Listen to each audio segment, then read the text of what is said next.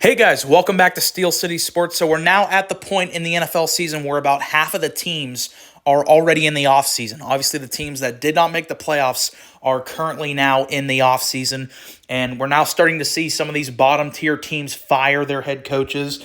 Obviously, we had some firings go on throughout the year. We had Sala, Eberflus, Dennis Allen, guys like that were fired, but these are the first official firings of the offseason. So we're going to talk about these individual head coaches that did lose their job within the past couple of days. And I'm just going to give you, my thoughts on their tenure as the coach and all that.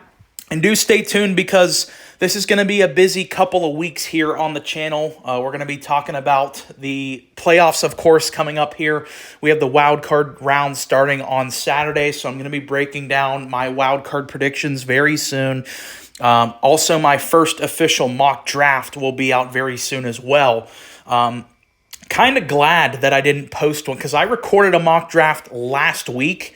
But I'm kind of glad that I held off because now the draft order has dramatically shifted around, and a lot of the stuff I said in that video wouldn't really hold up now because now the Titans hold the number one overall pick. So if that stuff interests you, definitely stay tuned. We're going to get into all that. But let's talk about these head coaches that were fired. So starting off with the New England Patriots firing Gerard Mayo on Sunday. Was this a surprise to me? 100% no. This was not a surprise to me in any which way. If you go back to and I'll actually leave a link in the description to my video where I ranked every NFL head coach going into this season. Gerard Mayo ranked dead last on that list for a simple reason, and that simple reason is the hire never made sense. This hire, from a structural standpoint, never made any modicum of sense. And if you're a longtime listener of Steel City Sports, you've heard my Gerard Mayo take before. You know exactly what I'm going to say, but I'm just going to say it this last time because we're obviously never going to talk about Gerard Mayo again unless, maybe he will get a high-profile job later down the road. He's still a young guy. I think he's a very likable guy, but just in terms of his ability to be a head coach, never made any fucking sense whatsoever. So my take on him was, going back to Belichick, after they fired Bill Belichick, I was like, I'm all on board for firing Bill because obviously something's not working. The past couple of years with Belichick have been an utter disaster. They've been an irrelevant team. So the whole philosophy behind firing Bill Belichick, to me at least, on the outside, as not a Patriots fan, as someone who doesn't, closely follow the team, me looking at it from the outside, I saw that move and I said, okay, the Patriots, they understand the days of Belichick and Brady are gone. They want to try to go into their new era. They just drafted their new franchise quarterback in Drake May. So why wouldn't you go out there and get a new coach to pair with Drake May? So for me, it made a whole lot of sense to let go of Bill, not only with the disappointment of his past couple of years, but also it seemed like the Patriots were ready to go into a new era, kind of headlined by drafting Drake May, So getting rid of Bill made a lot of sense to go into a new era, to kind of get past the dynasty, kind of accept the fact that the dynasty was long gone up until, when Bill was fired.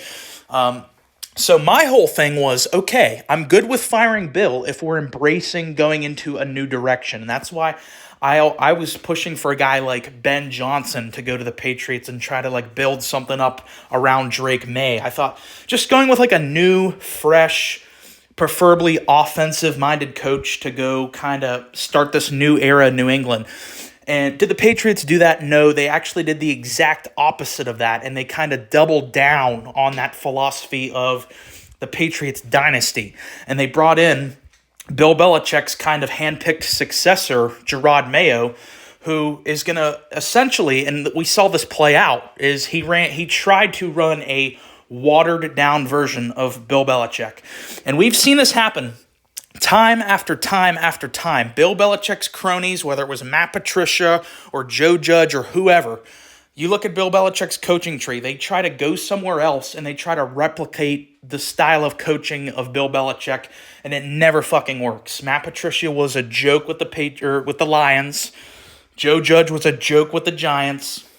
All of the guys, even Josh McDaniels, who, I think is a good coordinator, but he got 2 separate head coaching opportunities and was a catastrophic disaster every time he left the Bill. So anytime you've tried to take these Belichick underlings and give them the keys to the operation, it's always consistently failed. And this gets back to my point I said. If we're firing Bill, I'm good with that as long as we're embracing going in a new direction, starting a new era here in New England. That's not what the Crafts did with hiring Gerard Mayo. Hiring Gerard Mayo is, hey, we're going to try to extend the quote-unquote Patriot way. Well, the Patriot way died when Tom Brady left the organization. There's no dynasty, there's no Patriot way without Tom Brady. So thinking that Gerard Mayo coming in, running a watered-down, outdated system that was, obviously founded by Belichick, that had disaster writing on the wall for me from day one. You guys can go back. My reaction to when they hired Gerard Mayo is the exact same take I'm telling you right now. If the whole philosophy was, we want to, extend this culture, extend this philosophy of the Patriot way, of the tough guy, defensive-oriented type style of team, why the fuck didn't you just keep Bill then? That was always my thing with the Gerard Mayo hire, is I get it. He's a lot younger and all that, but just from a simple coaching standpoint, when we look at this, there's no metric in which Gerard Mayo is anywhere near Bill Belichick, even in Belichick's later years. So maybe I'm starting to, kind of repeat myself, so I will move on to the next coach that was fired. But just in closing here, this move to me never made sense. That's why I ranked it so low when it did happen. It felt like they were trying to just kind of cling on to the past, and if they were trying to run that type of culture, if they just wanted that style of culture with their team, then why the fuck didn't you just keep the guy you already had, who is a 1 million time better coach than Gerard Mayo?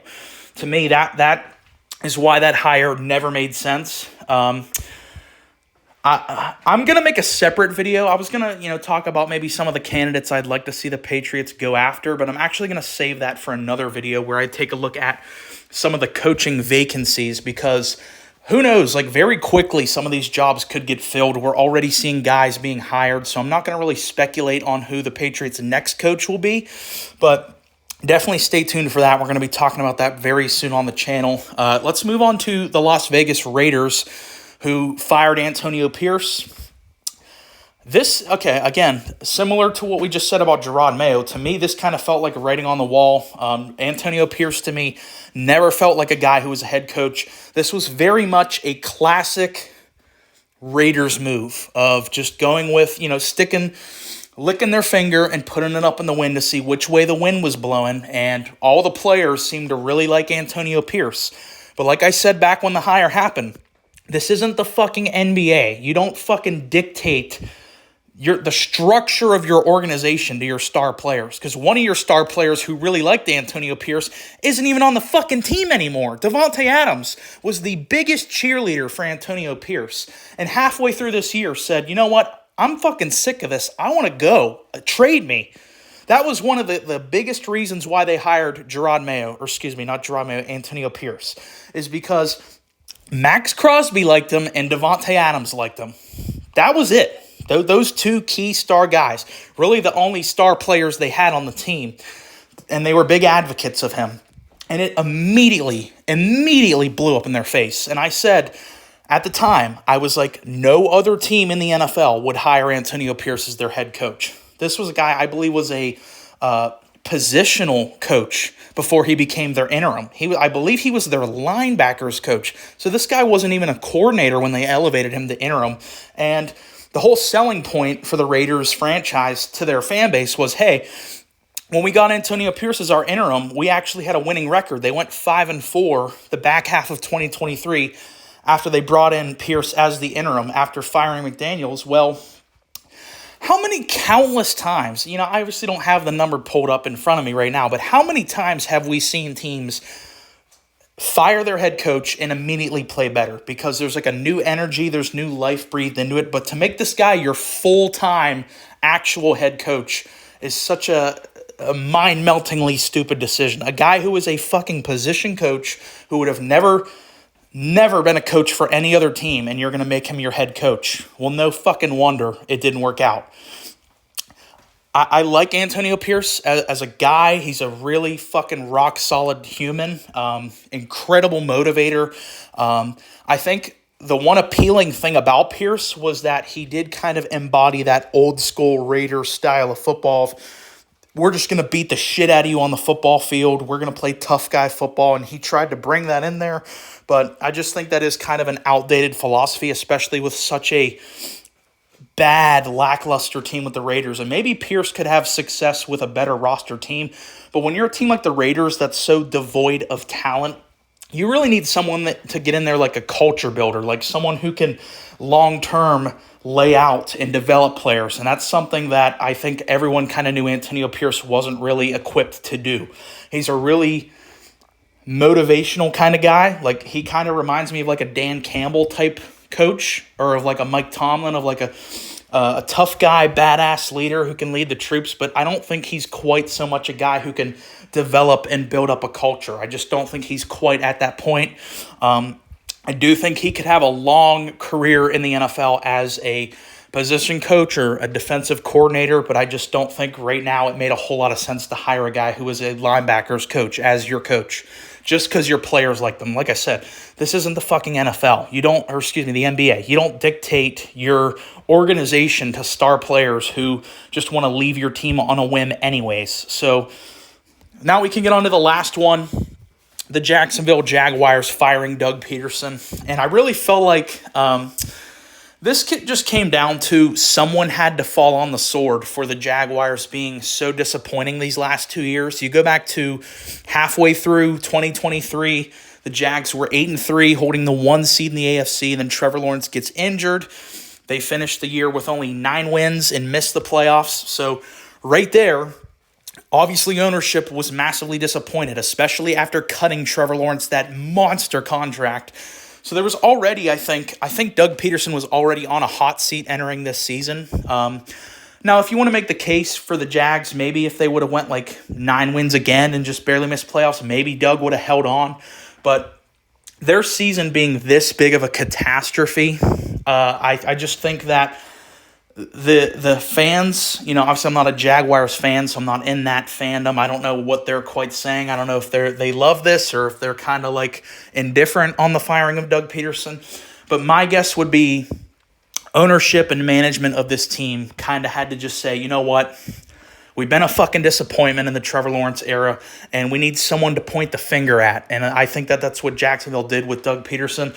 And at the end of the day, even though I don't think Doug Pederson was the main problem with Jacksonville, I don't think he's a great head coach either. Like, yeah, he does have the Super Bowl. I do think that was kind of a lightning in the bottle type year, because if you look at Doug Peterson's coaching resume, take out the Super Bowl year, he's never won more than 10 games in a season. That's a real thing. I think he coached 3-4 years in Philly, and then he was obviously with Jacksonville for 3 years. Never outside of the Super Bowl window, which, you got to give him credit for that. Of course, he was the coach on that team, but that was a stacked roster. That was a special team. Nick Foles just went on one of the most insane, random, lightning-in-the-bottle runs we've ever seen. You take that out, he's never won more than 10 games. So I don't know exactly. I don't think Doug Peterson's a bad coach. I don't think he's a great coach. So whenever you have this big of a dumpster fire in Jacksonville, I just don't think he's a strong enough coaching candidate to hold on to a job like that. And Jacksonville, they're a situation where there's no quick fix for Jacksonville, because some of these other teams, like with the Patriots, they have a very bright future going forward. They make the right hire at head coach. They've got their franchise quarterback going forward still on his rookie deal. They build him up, get him some players. The Patriots are going to be good. And the Raiders, we'll have to see. I mean, they've time after time been very dysfunctional, but with Jacksonville, they weren't going to fire Trevor Lawrence. I think that's ultimately what this came down to, the massive disappointment of this roster and the fact that ownership needed to point the finger at somebody. They weren't going to fire Trevor Lawrence after the check they just cut him. So the blame had to go on Doug. The owner of the Jags already said that Trent Baalke, their GM, is probably on his way out the door as well, which I think is the right move. So Yeah, sorry if this video was kind of ranty, kind of all over the place, but I just wanted to, share my thoughts because we have talked a lot about, coaches and hirings on this channel. So I did want to cover some of these firings here. So especially if you're a fan of one of these three teams we talked about here, definitely want to know your thoughts on what I said here. And if you made it this far in the video, appreciate you listening. Please like and subscribe.